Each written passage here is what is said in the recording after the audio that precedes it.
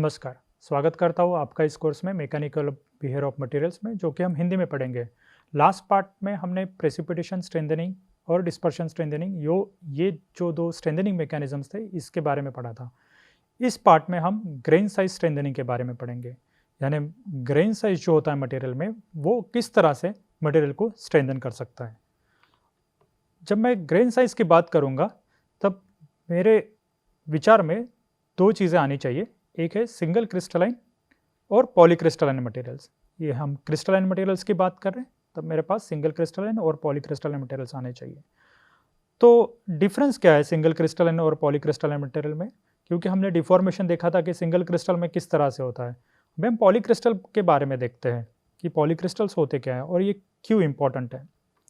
जब हम देखते हैं कोई भी जो सॉलिड है, वो उसमें बहुत सारे ग्रेन्स होते हैं। जो ग्रेन्स जो होते हैं, मैं उनको कह सकता हूँ स्मॉल क्रिस्टल्स और कलेक्शन ऑफ सिंगल क्रिस्टल्स, मैं इस तरह से कह सकता हूँ। और जो है ये number of single crystals collectively मुझे पॉलीक्रिस्टलाइन मटेरियल देते हैं। अभी ये पॉलीक्रिस्टलाइन मटेरियल बनते कैसे हैं? तो अगर हम सिंपल प्रोसेस देखेंगे, जैसे मैं कास्टिंग प्रोसेस देख रहा हूँ, तो हम देखते हैं कि न्यूक्लिएशन और ग्रोथ वहाँ पे होती है। तो यहाँ पे आप देख रहे होंगे कि यहाँ पे कुछ न्यूक्लियाई बने हैं मेटल में, लिक्विड में, और ये न्यूक्लियाई एक पर्टिकुलर ओरिएंटेशन के साथ होंगे। आप देख रहे होंगे कि दूसरे फिगर में ये न्यूक्लियाई अभी ग्रो हो रहे हैं, यानी इनकी ग्रोथ हो रही है, तो एक पर्टिकुलर ओरिएंटेशन के साथ ग्रोथ होंगे। अब ये जो कंप्लीट सॉलिड बन जाएगा या इनकी ग्रोथ इस तरह से होगी, तो आप देखेंगे कि ये जो एक पर्टिकुलर ओरिएंटेशन इस पार्ट का है, एक पर्टिकुलर ओरिएंटेशन इस पार्ट का है, एक पर्टिकुलर ओरिएंटेशन पार्ट का है, जब ये कंप्लीट सॉलिड हो जाएगा तो एक दूसरे पे तरफ एक इंटरफेस बनाएंगे। अगर आप देखेंगे यहाँ पे एक इंटरफेस बनेगा, यानी यहाँ पे कोई ओरिएंटेशन होगा, यहाँ पे कोई ओरिएंटेशन होगा, और ये जो बाउंड्री होगी इनके बीच में, ये मेरी ग्रेन बाउंड्री होगी। तो ये जो इंडिविजुअल ओरिएंटेशन, जहाँ पे ओरिएंटेशन सेम है, इनको हम कहते हैं एक ग्रेन, और इनका जो एग्रीगेट है यानी कलेक्टिवली, इन सब को हम कहेंगे पॉलीक्रिस्टलाइन मटेरियल। तो ये एक हमारा क्रिस्टलाइट हो गया, और ये बहुत सारे मिलके एक पॉलीक्रिस्टलाइन मटेरियल हमें मिलेगा। तो हमें ये सॉलिडिफिकेशन के दौरान ही मिलता है। मोस्टली मेटल्स और अलॉय सॉलिडिफिकेशन प्रोसेस के थ्रू ही बनाए जाते हैं। तो आप देखेंगे कि हमें कोई भी एप्लीकेशन के लिए जो मटेरियल मिलेगा वो मोस्टली पॉलीक्रिस्टलाइन मटेरियल होता है। तो इसलिए यहाँ पे ग्रेन बाउंड्री का महत्व हमें समझना चाहिए। अभी कुछ और चीज़ें हम पढ़ लेते हैं ग्रेन और ग्रेन बाउंड्रीज के बारे में। जब मैं पॉलीक्रिस्टलाइन मटेरियल बात करूँगा, तो हमें जो क्रिस्टलोग्राफिक ओरिएंटेशन है एक ग्रेन की, वो अलग अलग है। यहाँ पे हम देख पा रहे हैं, और यहाँ पे एक एग्जाम्पल दिया है निकल एल्यूमिनाइट का। यहाँ पे बहुत सारे ग्रेन्स है, और ये इन्वर्स पोल फिगर हमें मिला है, इन्वर्स पोल फिगर मैप। तो ये मिलता है हमें EBSD स्टडीज़ से, electron back scatter diffraction studies से। तो यहाँ पे आप देख पा रहे होंगे कि एक कलर जो है वो एक ओरिएंटेशन बता रहा है, यानी इस ग्रेन का क्या ओरिएंटेशन है हमारे सरफेस के हिसाब से। तो यहाँ पे एक कलर कोड मैप दिया है, और इससे आप पहचान सकते हैं कि कौन सा ग्रेन किस डायरेक्शन में ओरिएंटेड है। तो जब अगर ब्लू ग्रेन है, तो आप देख पा रहे होंगे कि इसकी 111 प्लेन जो है वो सरफेस से पैरेलल होगी। अगर रेड ग्रेन है यहाँ पे कुछ इस तरह से, या यहाँ पे ये जो ग्रेन्स है ये इनकी 00 प्लेन्स है जो पैरेलल होगी सरफेस के हिसाब से। अगर ग्रीन है तो 101 ग्रेन्स। तो यहाँ से आप इस तरह से पढ़ सकते हैं। तो आप देख पा रहे होंगे कि इस माइक्रोस्ट्रक्चर में आपके पास बहुत सारे ग्रेन्स है, इंडिविजुअल ग्रेन्स है, और हमें पता है कि जो इंडिविजुअल ग्रेन्स होते हैं वो अनाइसोट्रॉपिक होते हैं। पर अब देख पा रहे होंगे कि यहाँ पे जो ओरिएंटेशन है वो रैंडम है, कंप्लीटली रैंडम है। यहाँ पे कोई टेक्सचर नहीं है, टेक्सचर यानी प्रिफर्ड ओरिएंटेशन नहीं है यहाँ पे किसी ग्रेन्स के सरफेस के हिसाब से। तो यहाँ पे कोई टेक्सचर नहीं है, और ये रैंडम ओरिएंटेशन से ग्रेन के। तो हमें जो प्रॉपर्टी मिलेगी इस पॉलीक्रिस्टलाइन मटेरियल में, वो एवरेज आउट प्रॉपर्टी रहती है सारे डायरेक्शन में। इसलिए ये जो पॉलीक्रिस्टलाइन मटेरियल है वो आइसोट्रोपिकली बिहेव करता है, क्योंकि यहाँ पे कोई एक प्रीफर्ड टेक्सचर नहीं है। तो ये हो गया हमारा प्रॉपर्टीज सिंगल क्रिस्टलाइन या सिंगल ग्रेन और पॉलीक्रिस्टलाइन मटेरियल में। तो आप अभी और फिर से देखते हैं हम कि ग्रेन और ग्रेन बाउंड्रीज क्या है। तो ग्रेन बाउंड्रीज जब मैं बात करूँगा तब हमें ग्रेन बाउंड्रीज यानी देख सकते हैं, जैसे मैंने बोला कि ग्रेन बाउंड्री एक रीजन है मेरे दो, जहाँ पे दो ग्रेन्स के बीच का। और दो ग्रेन जब मैं बात करूँगा तो दोनों ग्रेन्स का जो ओरिएंटेशन होगा वो कुछ अलग होगा। यहाँ पे यानी ग्रेन बाउंड्री एक मिसमैच रीजन होगा, एक एटॉमिक मिसमैच यहाँ पे तैयार होगा। इसी को हम, इस बाउंड्री को हम और इस एरिया को हम ग्रेन बाउंड्री कहते हैं। तो ग्रेन बाउंड्री दिखती कैसे मटेरियल में, तो यहाँ पे आप देख पा रहे होंगे कि ग्रेन बाउंड्रीज यहाँ पे ब्लैक दिख रही है। जब मैं किसी भी माइक्रोस्कोप में मेरा polish surface, mirror polish surface अगर रखूँगा और उसको एच करूँगा तो आप देख पा रहे होंगे कि ग्रेन बाउंड्री एरिया जो होता है वो हाई एनर्जी एरिया होता है, क्योंकि वहाँ पे एक एटॉमिक मिसमैच होता है और वहाँ पे बॉन्ड्स ब्रोकन होते हैं, वहाँ पे ऑर्डर्ड स्ट्रक्चर नहीं होता है ग्रेन्स की तुलना में और ग्रेन्स की इंटीरियर की तुलना में। तो आप देख पा रहे होंगे कि यहाँ पे मटेरियल रिमूव है, यहाँ पे एक सरफेस ग्रू तैयार होता है जब मैं एच करता हूँ मटेरियल को। तो आपने एक फिजिकल मेटलर्जी में पढ़ा होगा। तो यहाँ पे हम देखेंगे कि जब कोई लाइट इस पे टकराती है और वापस जाएगी तो यहाँ से ज़्यादा स्कैटरिंग मिलेगी एज कम्पेयर टू आपके पॉलिश सरफेस से। तो आप देखेंगे कि अगर मैं ब्राइट फील्ड मोड में, अगर मैं अपनी इमेज ले रहा हूँ, इसको भी लिख लेते हैं, अगर मैं ब्राइट फील्ड मोड में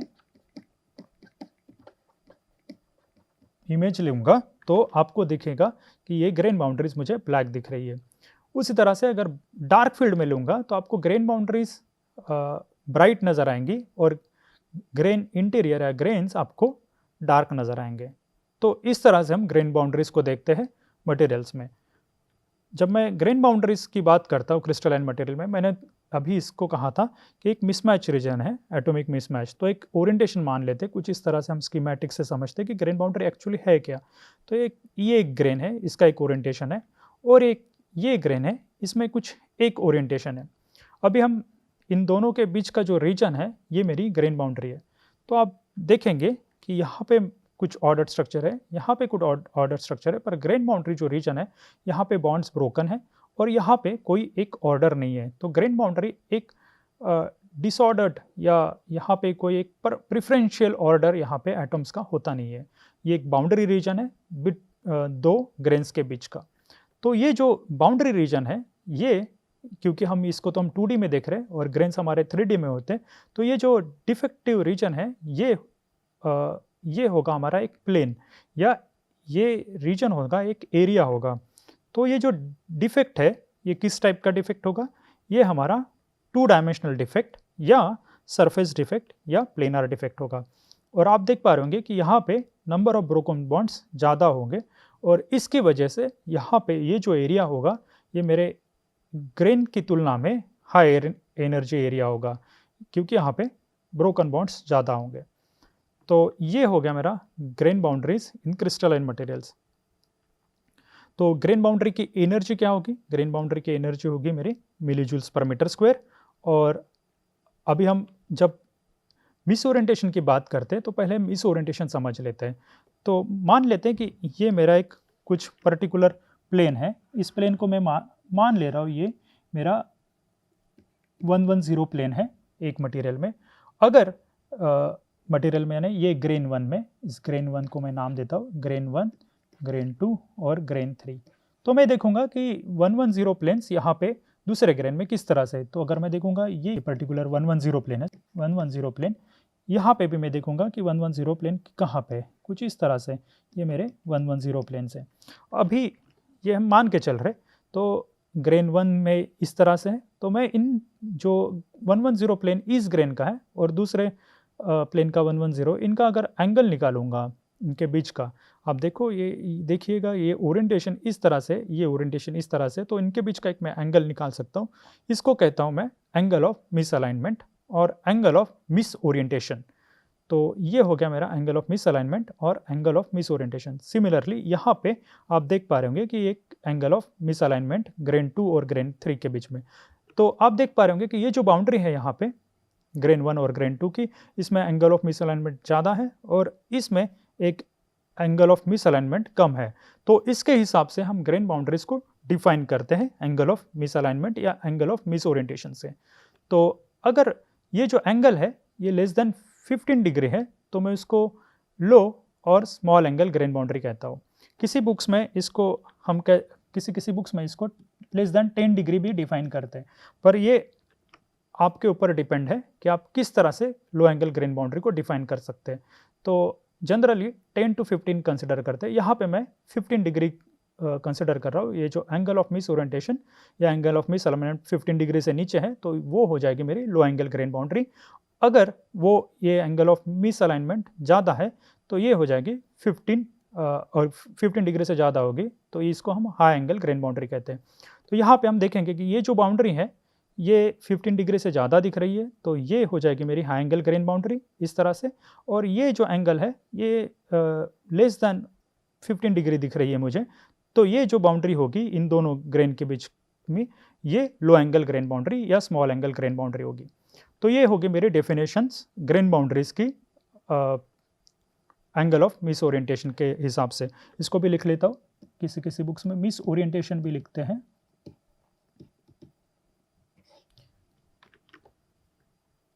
तो अभी जब हम बात करेंगे एंगल ऑफ मिस ओरिएंटेशन के बाद, तो ये जो ग्रेन बाउंड्रीज है ये मेरे मटेरियल में स्ट्रेंथनिंग का काम करती है।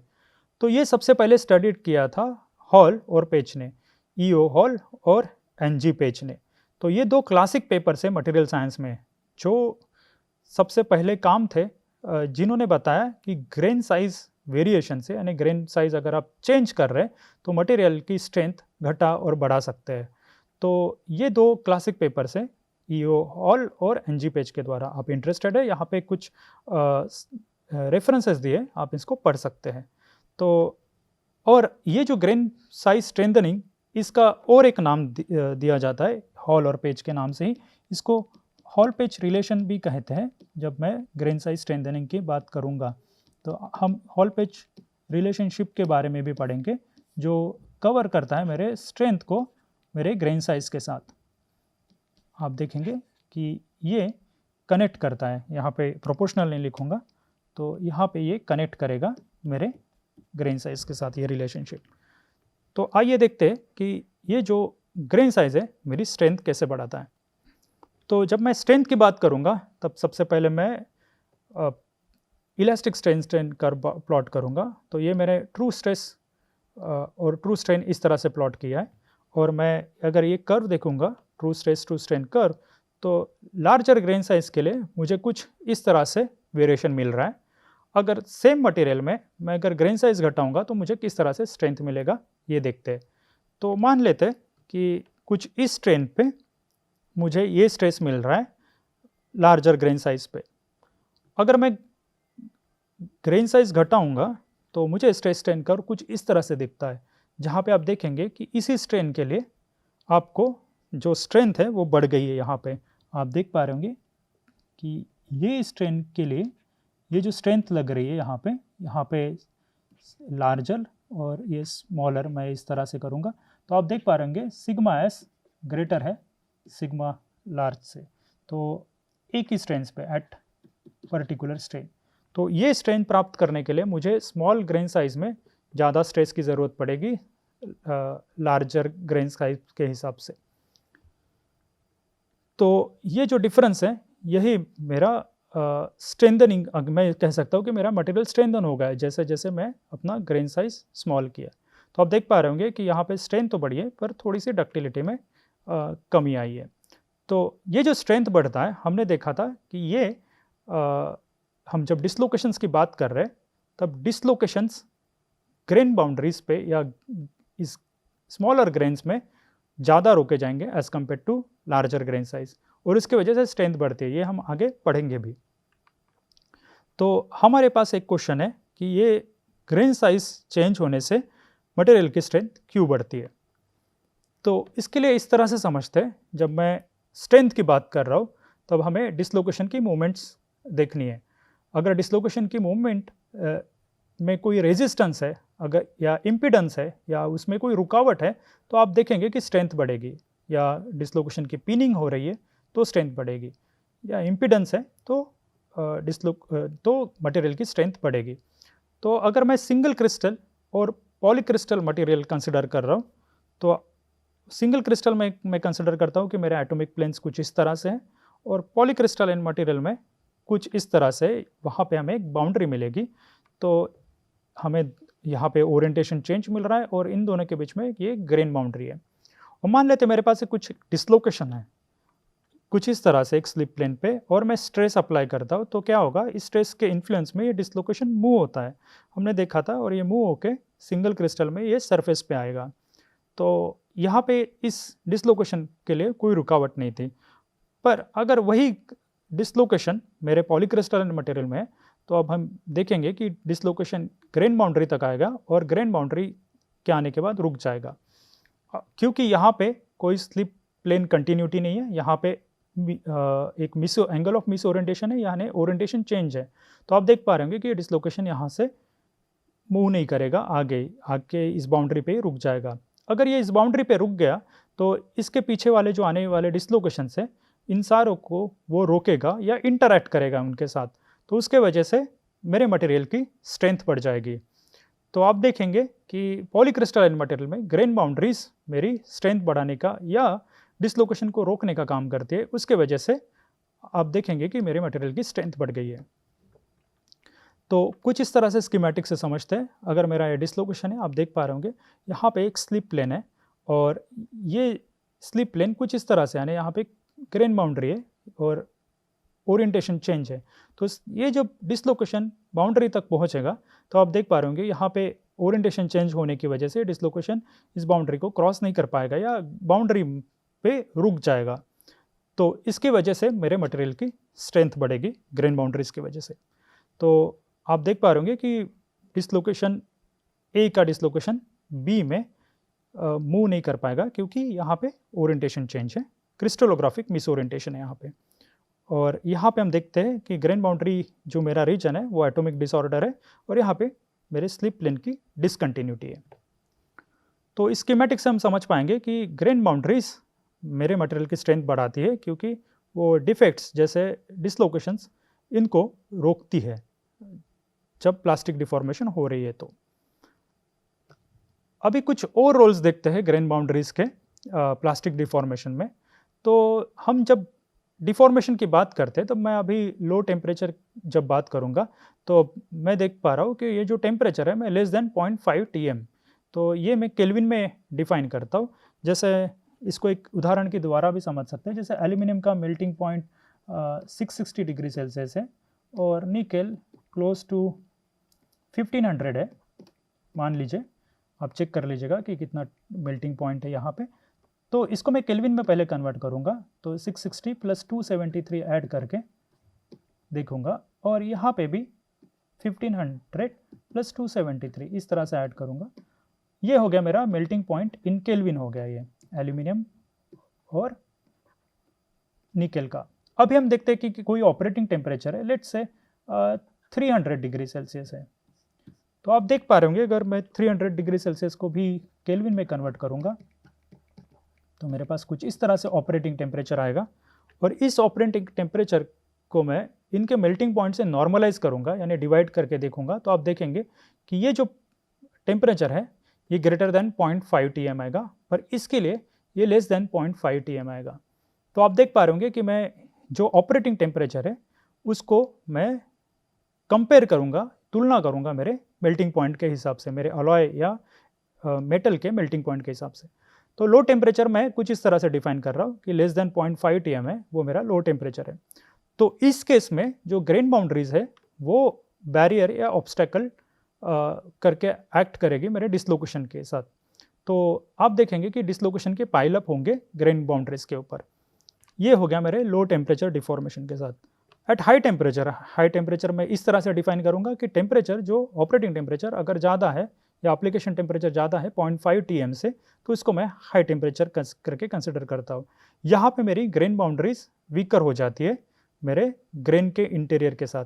अगर मैं कुछ इस तरह से कंसिडर करूँ, मेरे पास दो ग्रेन्स हैं यहाँ पे, यानी ग्रेन इस तरह से कंसिडर कर रहा हूँ, तो ग्रेन बाउंड्रीज जो है यहाँ पे grain boundaries at high temperature, वो ये जो मेरी ग्रेन बाउंड्री है वो वीक हो जाएगी अगर मैं कुछ एक टेम्परेचर 0.5 TM इस तरह से कंसिडर करूँगा, और मैं यहाँ पे बाउंड्री स्ट्रेंथ यानी ग्रेन बाउंड्री की स्ट्रेंथ और ग्रेन इंटीरियर यानी सिग्मा ग्रेन इस तरह से मार्क कर रहा हूँ। तो आप देखेंगे कि 0.5 के पहले अगर मैं टेम्परेचर इस तरह से मार्क करूँगा बढ़ते हुए, तो यहाँ पे जो ग्रेन बाउंड्री की स्ट्रेंथ है वो बड़ी रहेगी मेरे ग्रेन इंटीरियर के साथ। और एट 0.5 TM या अबव 0.5 TM आप देखेंगे कि ये जो ग्रेन बाउंड्री की स्ट्रेंथ है ये या ग्रेन की स्ट्रेंथ है वो बड़ी हो जाएगी मेरे ग्रेन बाउंड्री के स्ट्रेंथ के साथ।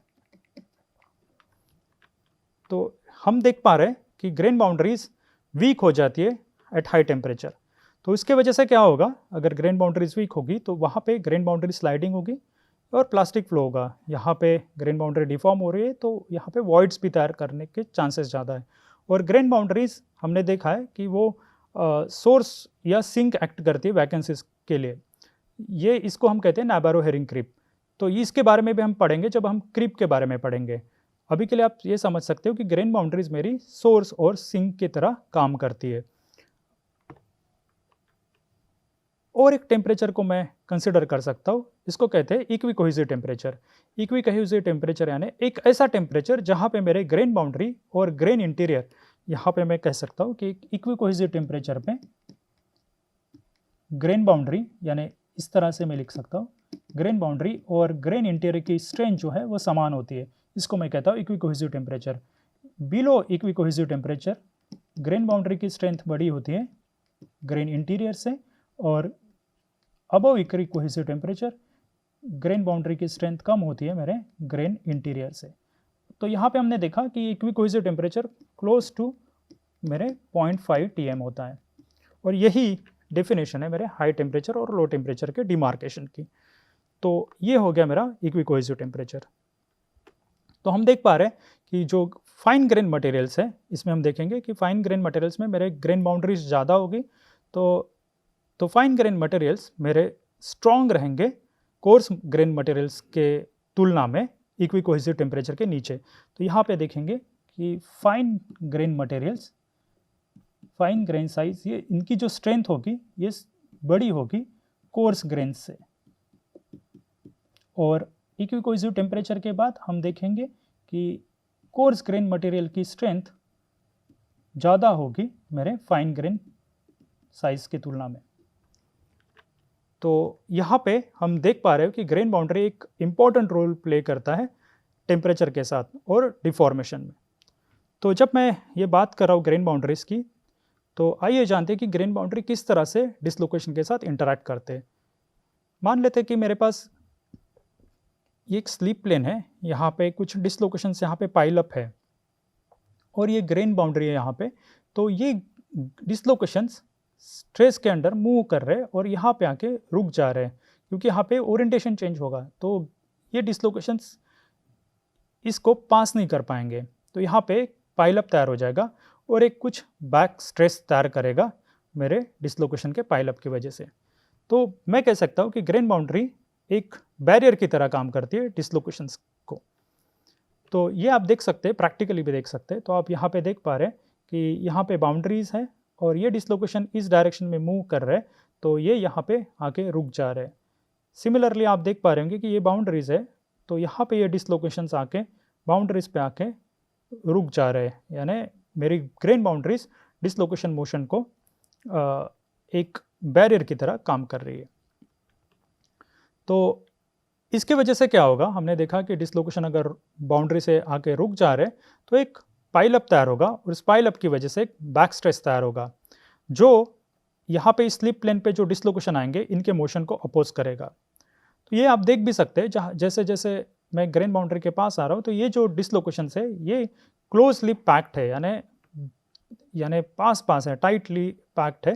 यानी इसका मतलब इन दोनों के बीच में इतना स्ट्रॉन्ग फोर्स ऑफ रिपल्शन नहीं है क्योंकि सिमिलर डिसलोकेशन है।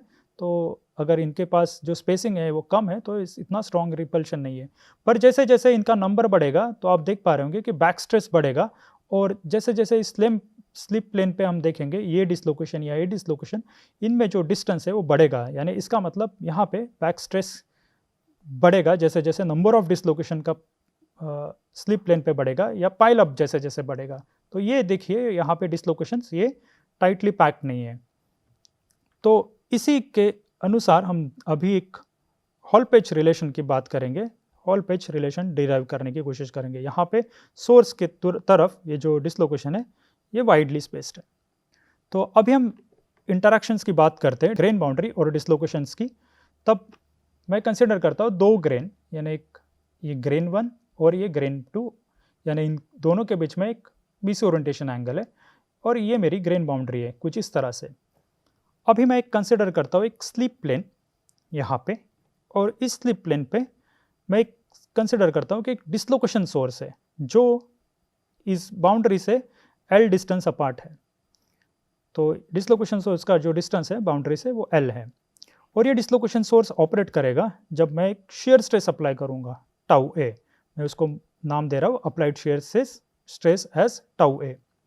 अब ये शेयर स्ट्रेस के कारण डिसलोकेशन सोर्स ऑपरेट होगा और डिसलोकेशन इमिट होंगे।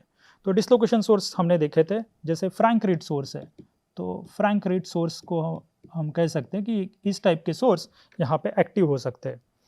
अब ये जब एक्टिव होंगे तो यहाँ पे डिसलोकेशन इमिट करेंगे, और मैं मान के चल रहा हूँ कि ये जो ग्रेन साइज है मेरा, यानी एवरेज ग्रेन साइज मटेरियल में, ये मेरा D है। तो इसको मैं कंसिडर कर रहा हूँ ग्रेन डायमीटर या ग्रेन साइज। तो जब ये डिसलोकेशन सोर्स डिसलोकेशंस को इमिट करेंगे और इस शेयर स्ट्रेस के कारण अभी ये स्लिप प्लेन पे इजीली ग्लाइड होंगे। आप देखेंगे कि ये ग्लाइड होके बाउंड्री पे आके रुक जाएंगे। फिर से डिसलोकेशन सोर्स एक्टिव होगा और फिर से इमिट करेगा डिसलोकेशन को, और ये यहाँ पे अभी ये डिसलोकेशन की वजह से इन दोनों डिसलोकेशन में इंटरैक्शन होगा और एक यहाँ पे अभी पाइल अप तैयार होगा डिसलोकेशंस का। तो यहाँ पे आप देखेंगे कि डिसलोकेशन आएंगे और रुक जाएंगे इस स्लिप प्लेन पे। उस तरह से आप देखेंगे कि डिसलोकेशन जो है यहाँ पे ये वाइडली स्पेस्ड है और यहाँ पे टाइटली स्पेस्ड है, क्योंकि यहाँ पे एक बैक स्ट्रेस का जनरेशन होगा। अब ये जो बैक स्ट्रेस जनरेट होगा वो डिपेंड करेगा मेरे कितने डिसलोकेशन पाइल अप हुए, यानी नंबर ऑफ डिसलोकेशन कितने पाइल अप हुए इस स्लिप प्लेन पे। और इस बैक स्ट्रेस की वजह से क्या होगा, आप देख रहे होंगे कि एक डिसलोकेशन सोर्स मैं कंसिडर कर रहा हूँ ग्रेन 2 में, और ये जो बैक स्ट्रेस यहाँ पे या ग्रेन बाउंड्री पे जो स्ट्रेस जनरेट होगा वो इस शेयर स्ट्रेस के साथ एडअप होके इस डिसलोकेशन सोर्स को ऑपरेट करेगा। तो मैं शेयर स्ट्रेस की वैल्यू कंसिडर कर रहा हूँ टाउ क्रिटिकल। उसको मैं कह रहा हूँ कि एक क्रिटिकल शेयर स्ट्रेस है जो ऑपरेट करेगा मेरे डिसलोकेशन सोर्स को एडजेसेंट ग्रेन में, यानी इस ग्रेन के जो पाइल अप हुआ है उसके वजह से जो डिसलोकेशन सोर्स ऑपरेट होगा इस ग्रेन में, उस स्ट्रेस जब एक क्रिटिकल वैल्यू पहुंचेगी उस क्रिटिकल शेयर स्ट्रेस को मैं टाउ सी कह रहा हूँ। अभी मैं एक एवरेज रिजॉल्व शेयर स्ट्रेस की बात करूंगा, यानी जब ये डिसलोकेशन मूव होंगे तो हमने देखा था कि एक रिजॉल्व शेयर स्ट्रेस रीच होना चाहिए स्लिप प्लेन पे, और उस शेयर स्ट्रेस को मैं कंसिडर कर रहा हूँ टाउ एस। तो इस एक डिसलोकेशन मूव करने के लिए स्लिप प्लेन पे जो shear stress average shear stress लगेगा उसको मैं टाउ एस कंसिडर कर रहा हूँ। तो मैं कुछ इस तरह से भी कंसिडर कर सकता हूँ, जब ये डिसलोकेशन मूव होंगे तो हम कह सकते हैं फ्रिक्शनल स्ट्रेस भी लगता है स्लिप प्लेन पे। ये फ्रिक्शनल स्ट्रेस क्या है, ये फ्रिक्शनल स्ट्रेस नथिंग बट मैं इसको हमने देखा था, इसको मैं टाउ पी एन यानी पल्स नेबारो स्ट्रेस की तरह भी कंसिडर कर सकता हूँ। यानी एक स्लिप प्लेन पे एक जो फ्रिक्शनल स्ट्रेस लगना चाहिए, यानी एक ये स्ट्रेस जब तक रीच नहीं होगा या टाउ आई तक रीच नहीं होगा तब तक मेरा डिसलोकेशन मूव नहीं होगा, इसको मैं कहता हूँ फ्रिक्शनल स्ट्रेस। तो आप देख पा रहे होंगे कि मैं कुछ अभी रिलेशंस लिख सकता हूँ। ये टाउ सी यानी ये क्रिटिकल शेयर स्ट्रेस, ये क्रिटिकल शेयर स्ट्रेस क्या है, इस डिसलोकेशन सोर्स यानी एडजेसेंट ग्रेन में जो डिसलोकेशन सोर्स है उसको ऑपरेट करने के लिए कितना क्रिटिकल शेयर स्ट्रेस की ज़रूरत है, इसको मैं कंसिडर कर सकता हूँ n इंटू टाउ एस, क्योंकि मेरे पास n नंबर ऑफ डिसलोकेशंस है और ये क्रिएट करेंगे कुछ अगर मेरे पास एवरेज रिजॉल्व शेयर स्ट्रेस है टाउ एस एक डिसलोकेशन के लिए, तो n number of dislocation n tau S shear stress यहाँ पे जनरेट करेंगे। तो इसको टाउ सी को मैं कंसिडर कर सकता हूँ n टाउ एस, और टाउ एस को मैं लिख सकता हूँ टाउ ए यानी कितना शेयर स्ट्रेस अप्लाइड किया माइनस टाउ आई, क्योंकि फ्रिक्शनल स्ट्रेस तो अपोजिट डायरेक्शन में एक्ट करेगा। तो इसको मैं इस तरह से कंसिडर कर सकता हूँ फ्रिक्शनल स्ट्रेस को। तो टाउ एस को मैं लिख सकता हूँ टाउ ए माइनस टाउ आई।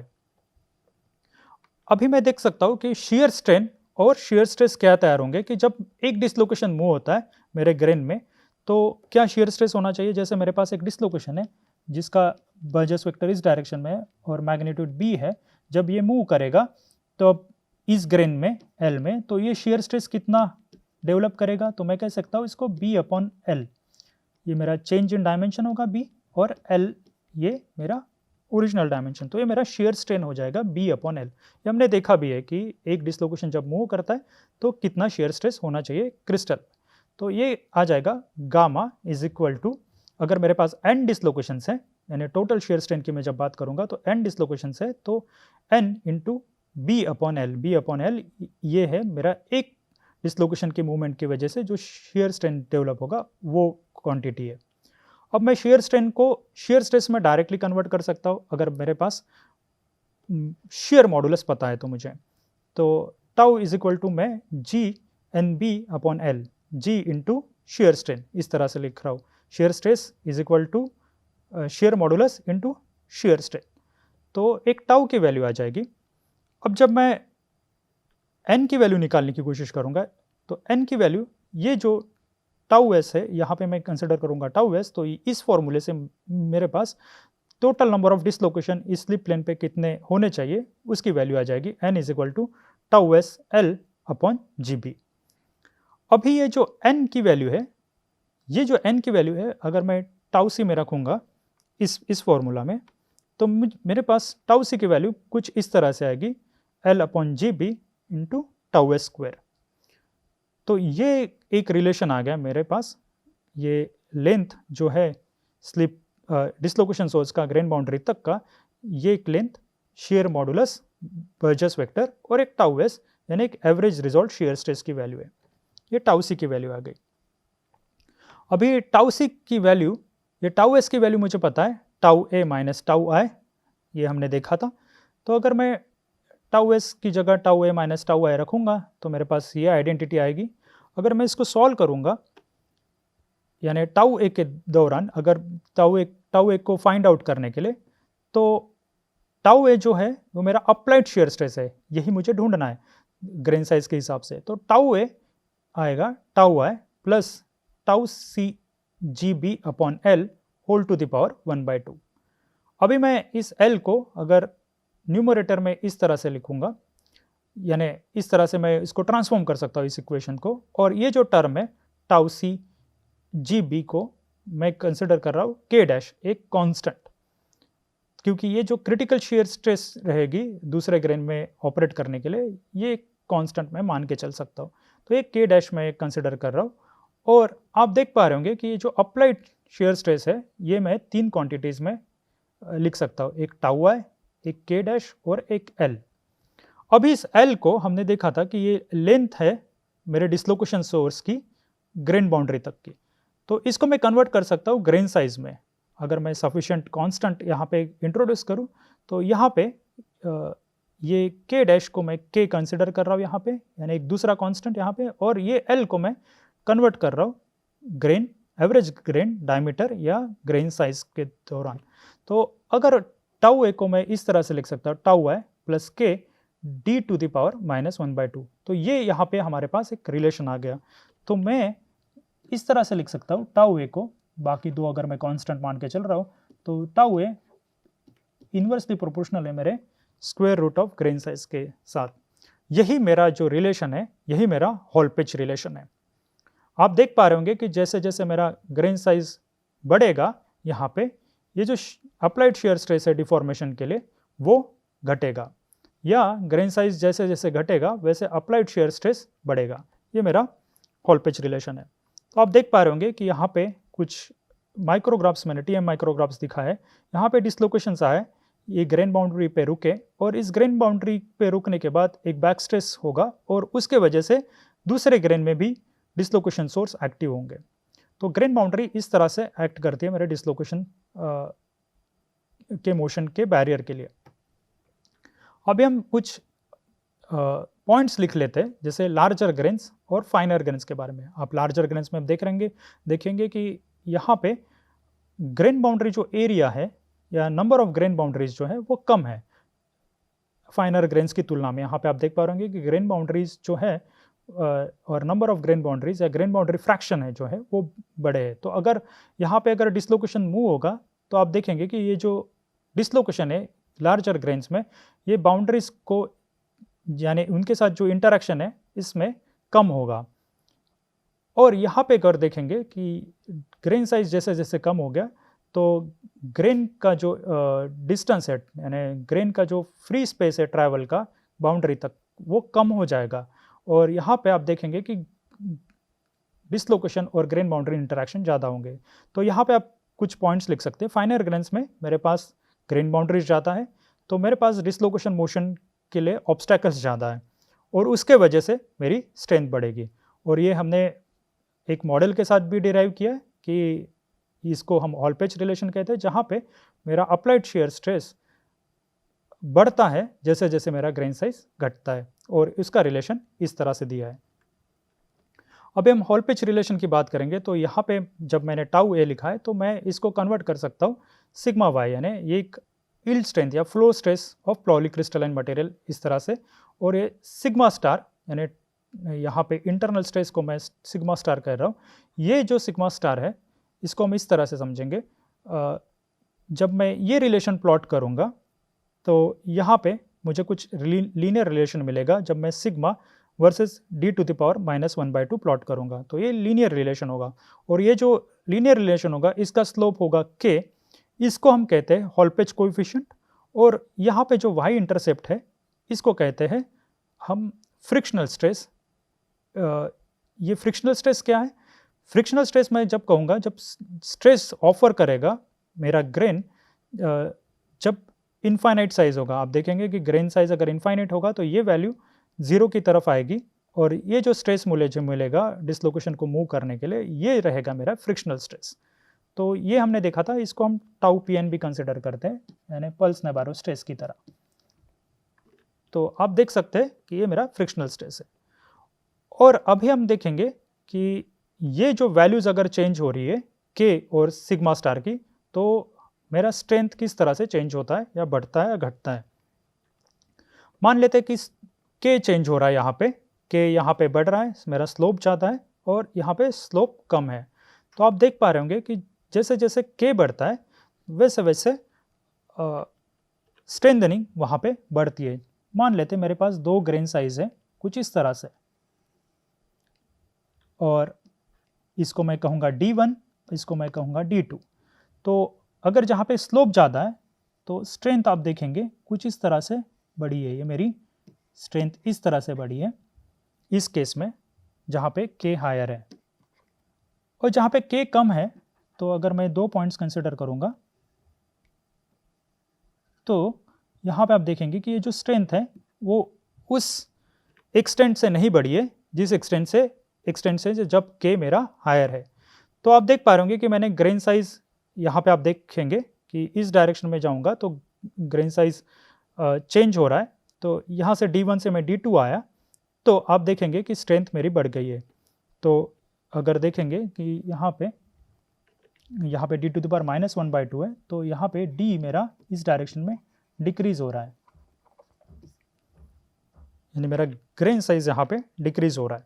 तो अगर ग्रेन साइज डिक्रीज हो रहा है तो आप देखेंगे कि इस केस में जब के की वैल्यू ज़्यादा है तब चेंज यानी डेल्टा सिग्मा जो स्ट्रेंथ मुझे मिली है वो बढ़ गई है किस तुलना में जब के की वैल्यू कम है। और एक चीज़ देख सकते हैं कि के इंडिकेट मेरा जो डिपेंडेंसी है स्ट्रेंथ की इन्हांसमेंट ऑन ग्रेन साइज। जैसे जैसे मेरा ग्रेन इन्हांसमेंट हो रहा है यानी रिफाइन हो रहा है उस तरह से स्ट्रेंथ की कैसे चेंज हो रही है ये बताता है मेरी के वैल्यू। तो के वैल्यू ज़्यादा है तो डिपेंडेंसी ग्रेन साइज पे ज़्यादा है स्ट्रेंथ की, और के वैल्यू कम है तो डिपेंडेंसी कम है स्ट्रेंथ की ग्रेन साइज पे। अभी हम देखेंगे कि ये जो इंटरसेप्ट है जो सिग्मा स्टार है इसको हम कहते हैं फ्रिक्शनल स्ट्रेस, ये अगर बढ़ गया तो आप देखेंगे कि मेरे मटेरियल की स्ट्रेंथ बढ़ेगी। तो हमें चाहिए कि ये सिग्मा स्टार अगर हमें स्ट्रेंथ बढ़ानी है तो सिग्मा स्टार भी हमें बढ़ाना पड़ेगा यानी फ्रिक्शनल स्ट्रेस बढ़ाना पड़ेगा। और उसको हम बढ़ा सकते हैं अगर मैं कंसिडर कर सकता हूँ कि टाउ पीएन अगर बढ़ रहा है तो तो sigma star indicates intrinsic resistance. तो आइए हम जानते हैं कुछ क्रिस्टल स्ट्रक्चर्स के बारे में और ये हॉल पेच रिलेशन के बारे में। तो मैंने कुछ हॉल पेच रिलेशन इस तरह से लिखा है और यहाँ पे कुछ मटेरियल्स है और क्रिस्टल स्ट्रक्चर मैंने प्लॉट किए BCC, FCC और HCP। तो आप देख पा रहे होंगे कि यहाँ पे कुछ BCC मटेरियल्स है, FCC है और HCP मटेरियल है और यहाँ पे ग्रेन साइजेस है सिग्मा नॉट, इसको मैं सिग्मा आई भी कह सकता हूँ, ये मेरा फ्रिक्शनल स्ट्रेस है और ये K है हॉल पेच कोएफिशिएंट और यहाँ पे हम देख पा रहे हैं कि कितनी स्ट्रेंथ यहाँ पे बड़ी है कि घटी है। तो अब देख पा रहे होंगे कि जो K वैल्यू है यहाँ पे एक एवरेज K वैल्यू अगर हम देखेंगे इस तरह से, तो एवरेज K वैल्यू मेरे BCC के केस में ज़्यादा है, आप देखेंगे 0.42 है यहाँ पे और FCC के केस में एक 0.18 है और HCP के केस में ये सबसे हाईएस्ट है 0.9। तो आप देख पा रहे होंगे मीन K वैल्यू जो है मेरे BCC के लिए ज़्यादा है। इसका मतलब मैं अगर FCC और BCC की तुलना करूँगा तो आप देख पा रहे होंगे कि अगर मैं ग्रेन साइज जैसे मेरे पास यहाँ पे 10 माइक्रोन है FCC में, 10 माइक्रोन टू 100 माइक्रोन में जा रहा हूँ या उल्टा कर लेते हैं, रिफाइनमेंट की बात कर रहे हैं, तो मैं 100 माइक्रोन से 10 माइक्रोन ग्रेन साइज अगर चेंज कर रहा हूँ, सेम केस में यहाँ पे कर रहा हूँ 100 माइक्रोन से 10 माइक्रोन ग्रेन साइज अगर चेंज कर रहा हूँ तो BCC में जो डेल्टा सिग्मा मिलेगा ये बड़ा रहेगा मेरे FCC के तुलना में, क्योंकि यहाँ पे K कांस्टेंट है। जब मैं मान के चल रहा हूँ कि सिग्मा स्टार दोनों के केस में सेम है, मान लेते हैं ये मेरा गामा ऑस्टेनाइट है और ये मेरा अल्फा आयरन है या फेराइट है। तो मुझे BCC के केस में अगर मैं ग्रेन साइज रिफाइन करूँगा तो स्ट्रेंथ की चेंज मुझे ज़्यादा मिलेगी और HCP के केस में तो उससे भी ज़्यादा मिलेगी। यानी हम देख सकते हैं कि HCP material grain size refinement में जो डिपेंडेंसी है स्ट्रेंथ की वो ज़्यादा है एज FCC के तुलना में और BCC के तुलना में, और BCC में जो ग्रेन साइज डिपेंडेंस है वो FCC के तुलना में ज़्यादा है जब मैं स्ट्रेंथ की बात करता हूँ। तो अभी देखते हैं कि हॉल पेच की यूटिलिटी क्या है। तो अगर हॉल पेच की यूटिलिटी मैं कंसिडर करूँगा, यहाँ पे मैंने स्ट्रेस वर्सेस D⁻⁻1/2 प्लॉट किया है और आप देख पा रहे होंगे कि ये बहुत सारे मटेरियल्स के लिए यहाँ पे बहुत सारे मटेरियल्स यहाँ पे प्लॉट किए और इनके लिए ये वैलिड है। तो आप देख पा रहे होंगे कि मैं अगर किसी प्रोसेस में ग्रेन साइज रिफाइन कर रहा हूँ तो मैं मटेरियल की स्ट्रेंथ प्रेडिक्ट कर सकता हूँ अगर मुझे कुछ स्ट्रेंथ पता है एक ग्रेन साइज पे इस हॉल पेच रिलेशन के द्वारा। तो अगर मैं इसको कन्वर्ट करूँगा ये हॉल पेच रिलेशन को कुछ इस तरह से मैं हार्डनेस के साथ लिख सकता हूँ। तो मैं हार्डनेस के साथ भी लिख सकता हूँ H = H0 KH D⁻⁻1/2। तो मैं सिमिलर एक्सप्रेशन लिख सकता हूँ क्योंकि हार्डनेस जो है वो इंडस्ट्रियल स्केल्स में लिख सकता हूँ कि हार्डनेस जो है वो आसानी से मेजर हो सकता है, इजीली मेजरेबल है। तो आप तुरंत देख सकते हैं कि मटेरियल की स्ट्रेंथ बड़ी है कि घटी है ये रिलेशन के द्वारा। यहाँ पे सिर्फ जो KH है वो करस्पॉन्डिंग KH होना चाहिए जब हार्डनेस की वैल्यू बात कर रहा हूँ, और H0 वो भी जहाँ पे हमने फ्रिक्शनल स्ट्रेस की बात की थी, तो ये जो हार्डनेस होगा जब मटेरियल में कोई डिसलोकेशन नहीं रहेगा, सिंगल डिसलोकेशन रहेगा, मेरा ग्रेन साइज इनफाइनाइटली लार्ज रहेगा, वो हार्डनेस रहेगी ये वैल्यू। तो अभी हम देखते हैं एक इम्पॉर्टेंट क्वेश्चन अभी हम देख सकते हैं कि ये जो हॉल पेच रिलेशन है हमने देखा कि जैसे जैसे ग्रेन साइज घटता है वैसे स्ट्रेंथ बढ़ती है। तो ये सारे ग्रेन साइज के लिए वैलिड है क्या? जैसे मैं ग्रेन साइज अगर चेंज कर रहा हूँ, इसको लिख सकते हैं जैसे मैं अगर 1 नैनोमीटर ग्रेन साइज मुझे मिल रहा है या 10 नैनोमीटर कंसिडर करूँगा, 1 नैनोमीटर पॉसिबल नहीं है, तो 10 नैनोमीटर से मैं जा रहा हूँ 1 mm तक, तो ये मुझे स्ट्रेंथ हमेशा बढ़ती हुई मिलेगी जैसे जैसे मैं ग्रेन साइज रिफाइन कर रहा हूँ। तो ये वैलिड क्वेश्चन है। तो इसका आंसर है कि जैसे जैसे मैं ग्रेन साइज रिफाइन करता हूँ हॉल पेच रिलेशन हमेशा के लिए वैलिड नहीं रहेगा, किसी ग्रेन साइज पे, किसी पर्टिकुलर ग्रेन साइज पे वो ब्रेक डाउन होता है। तो इसको हम जानते हैं ये जो रिलेशन है ये हमेशा के लिए वैलिड नहीं है, सारे ग्रेन साइज के लिए वैलिड नहीं है। तो ये फर्स्ट ऑब्जर्वेशन यहाँ पे देखा था प्रोफेसर चोक्सी एट अल ने, तो उनके कोवर्कर्स ने। तो यहाँ पे आप देख पा रहे होंगे कि जैसे जैसे ग्रेन साइज में घटा रहा हूँ, यहाँ पे 16 नैनोमीटर था, यहाँ पे 6.25 नैनोमीटर है, आप देख रहे होंगे कि पैलेडियम और कॉपर में ये जो स्ट्रेंथ है यहाँ पे डिक्रीज हो रही है जैसे मैं ग्रेन साइज रिफाइन कर रहा हूँ। तो यहाँ पे मुझे ये रिलेशन जो है वो वैलिड नहीं है बियॉन्ड सर्टन ग्रेन साइज। तो यहाँ पे भी आप देख पा रहे होंगे कि जो हार्डनेस है और d⁻⁻1/2 है ग्रेन साइज के साथ रिलेशन, जैसे जैसे मैं ग्रेन साइज रिफाइन कर रहा हूँ तो कॉपर के लिए तो पहले तो स्ट्रेंथ बढ़ी कुछ क्रिटिकल ग्रेन साइज तक और उसके बाद वो डिक्रीज हुई। सिमिलरली पैलेडियम के लिए भी आप देख पा रहे होंगे कि जैसे जैसे मैं ग्रेन साइज रिफाइन कर रहा हूँ वैसे स्ट्रेंथ तो बढ़ी है पर कुछ ग्रेन साइज के बाद वो स्ट्रेंथ डिक्रीज हुई। तो हम देख पा रहे हो कि ये ग्रेन साइज जैसे फाइन हो रहा है यानी नैनोमीटर्स रेंज में जा रहा है तब मेरी जो स्ट्रेंथ है मटेरियल की वो घट रही है। और इसका ये भी आप देख सकते हैं कि ये जो स्ट्रेंथ घट रही है इसका मतलब है कि जो स्ट्रेंथ कोएफिशिएंट है तो यहाँ पे उसकी वैल्यू निगेटिव होनी चाहिए। तो मुझे मिलेगी निगेटिव वैल्यू ऑफ स्लोप, यानी जो वैल्यू है यहाँ पे के की वैल्यू वो निगेटिव रहेगी। ये हम कह सकते हैं फिर कि हॉल पेच रिलेशन एक यूनिवर्सल लॉ नहीं है, एक limited range of grain size के लिए ही वो वैलिड है। जब मैं इसको मैं कहता हूँ जब स्ट्रेंथ डिक्रीज होगी, ये मेरा नॉर्मल हॉल पेच रिलेशन है। और यहाँ पे हम देखेंगे कि ग्रेन साइज के बाद जैसे रिफाइन करूँगा स्ट्रेंथ डिक्रीज होगी यानी के की वैल्यू निगेटिव हो जाएगी। यहाँ पे हमें देखना है कि क्या हो रहा है। इसको हम कहते हैं इन्वर्स हॉल पेच, क्योंकि हमें उल्टा रिजल्ट मिल रहा है यहाँ पे। जैसे मैं ग्रेन साइज कम कर रहा हूँ वैसे स्ट्रेंथ घट रही है। तो ये जो रीजन है यहाँ पे इसको मैं कहता हूँ इन्वर्स हॉल पेच। और ये मुझे मिलता है नैनो ग्रेन्स और हाई स्ट्रेसेस में। जब हम बात करेंगे नैनो ग्रेन्स की जब बात करेंगे यहाँ पे हम देखेंगे कि रिफाइंड जब ग्रेन हुए थे तो वो नैनो रिजिम में थे। और चोक्सी एटल ने चोक्सी और उनके को वर्कर्स ने दिखाया था कि ये कोबल क्रिप एक्टिव हो जाती है मटेरियल्स में जब मेरे पास ग्रेन साइज नैनो रिजिम में है। तो कोबल क्रिप के बारे में भी हम पढ़ेंगे जब हम क्रिप के बारे में पढ़ेंगे इस कोर्स में। तो यहाँ पे एक्सप्लेनेशन के लिए ये जान लेते हैं कि जैसे जैसे मैं ग्रेन साइज रिफाइन कर रहा हूँ वैसे वैसे आप देखेंगे कि ये जो ग्रेन बाउंड्रीज पे जो एटम्स है, फ्रैक्शन जो वॉल्यूम फ्रैक्शन है एटम्स का वो बढ़ेगा। यानी ये मेरी ग्रेन बाउंड्री है और ये मेरे ट्रिपल जंक्शन है। ट्रिपल जंक्शन क्या होते हैं? ट्रिपल जंक्शंस होते हैं कि जहाँ पे 3 ग्रेन मीट करते हैं। तो आप देख पा रहे होंगे कि ट्रिपल जंक्शन और ग्रेन बाउंड्री पे जो एटम का वॉल्यूम फ्रैक्शन है वो बढ़ेगा किसकी तुलना में? ग्रेन के इंटीरियर की तुलना में। तो यहाँ पे आप देख पा रहे होंगे कि ये ट्रिपल जंक्शंस हैं और ये ग्रेन बाउंड्रीज हैं।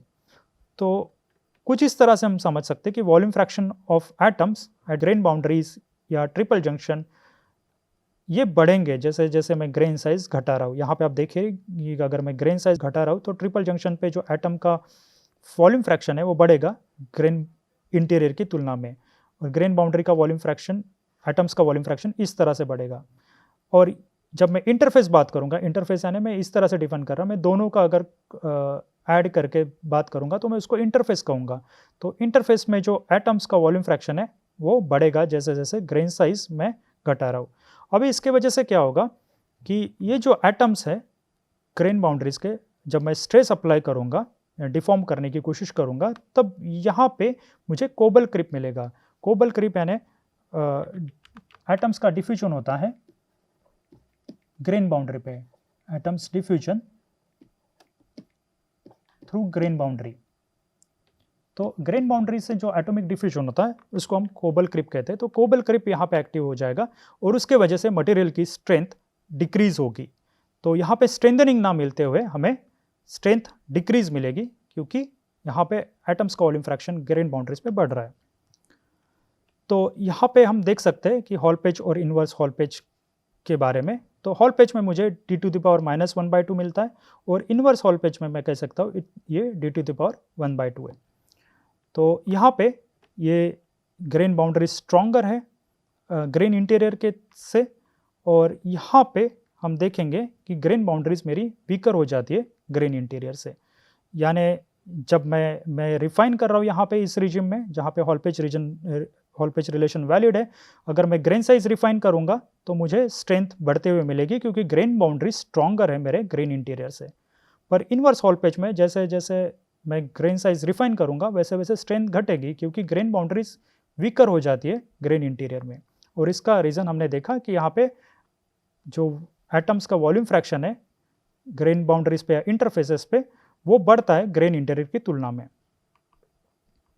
अब हम देखते हैं कि ये क्रिटिकल साइज हम कुछ डिफाइन कर सकते हैं क्या, कि कब तक हम क्रिटिकल साइज मान सकते हैं कि जिसके नीचे हमें स्ट्रेंथ डिक्रीज मिलेगी या हमें इन्वर्स हॉल पेच रिलेशन मिलेगा।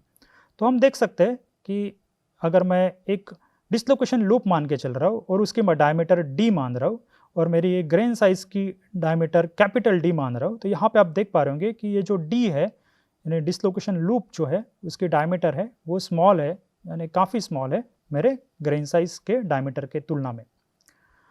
तो मैं क्रिटिकल ग्रेन साइज तक जा सकता हूँ जहाँ पे मैं कंसिडर करूँगा कि ये जो एक डिसलोकेशन लूप एक ग्रेन में फिट हो जाए वो मेरा क्रिटिकल ग्रेन साइज होगा, वहाँ तक मुझे स्ट्रेंथनिंग मिल सकती है।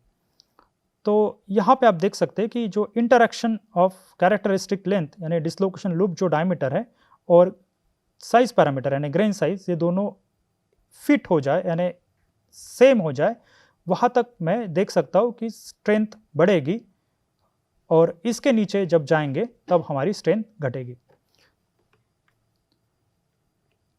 और एक चीज़ आपको बताना चाहता हूँ, मैं ग्रेन साइज को रिफाइन कर रहा हूँ। अगर मैं ग्रेन साइज को रिफाइन कर रहा हूँ तो एक चीज़ आपको देखनी पड़ेगी कि जो अगर मैं नैनोमीटर्स रेंज में हूँ ग्रेन साइज के, इसको भी लिख लेते हैं, अगर मैं नैनोमीटर्स रेंज रीजिम में हूँ तो मुझे एक प्रिकॉशन लेनी पड़ेगी डिफॉर्मेशन के वक्त या माइक्रोस्ट्रक्चर को स्टेबल रखने के लिए। क्योंकि यहाँ पे आप देखेंगे कि कुछ स्टडीज़ है, यहाँ पे आप देख रहे हैं कि ग्रेन साइजेस ये है मेरे टाइम के साथ, अगर मैंने ग्रेन साइज इस रीजन में प्राप्त कर लिया है नैनोमीटर्स में, और यहाँ पे आप देखेंगे कि ग्रेन माइक्रोस्ट्रक्चर स्टेबल नहीं है। अगर मैं सिर्फ रूम टेम्परेचर पे एक एम्बिएंट टेम्परेचर पे रख दे रहा हूँ कुछ समय के लिए, तो आप देखेंगे कि नेचुरली वहाँ पे ग्रेन ग्रोथ इस तरह से मिल रही है। यानी एक टेंडेंसी है नैनो ग्रेन मटेरियल्स में ग्रेन ग्रोथ की, तो आपको ग्रेन ग्रोथ को स्टेबलाइज करना पड़ेगा इन नैनोमीटर्स रेंज में। तो इस पार्ट में हमने देखा है कि हमने ग्रेन साइज स्ट्रेंथनिंग क्या होती है। तो हमने ग्रेन साइज स्ट्रेंथनिंग जब पढ़ रहे तो हम उसको हॉल पेच स्ट्रेंथनिंग भी कहते हैं, और जब हॉल पेच स्ट्रेंथनिंग की बात करेंगे तो हम देखते हैं कि ग्रेन बाउंड्रीज जो है वो एक बैरियर करके एक्ट करती है डिसलोकेशन के मोशन को। तो ये मैं ग्रेन बाउंड्रीज की एरिया फ्रैक्शन मैं बढ़ाऊंगा मटेरियल में, यानी मैं ग्रेन साइज स्मॉल करते जाऊंगा तो मुझे स्ट्रेंथनिंग मिलेगी। पर ये जो हॉल पेच रिलेशन है ये यूनिवर्सल नहीं है, एक पर्टिकुलर ग्रेन साइज तक ये वैलिड है, उसके नीचे अगर मैं जाऊंगा तो स्ट्रेंथ डिक्रीज होती है, उसको मैं इन्वर्स हॉल पेच रिलेशन कहता हूँ। और ये जो नैनो ग्रेन साइज है या फाइनर ग्रेन साइज है ये स्टेबल हो सकते हैं या नहीं भी हो सकते। मोस्टली ये देखा गया है कि इनमें ग्रेन ग्रोथ की टेंडेंसीज भी होती है इवन एट रूम टेम्परेचर। तो ये अभी हमने ग्रेन साइज स्ट्रेंथनिंग देखी है। हम कुछ ग्रेन बाउंड्रीज बारे में पढ़ेंगे नेक्स्ट पार्ट में, जहाँ पे हम कुछ डिसलोकेशन मॉडल्स के बारे में देखेंगे कि मैं अपने ग्रेन बाउंड्री को किस तरह से डिफाइन कर सकता हूँ। अभी के लिए रुकता हूँ, धन्यवाद।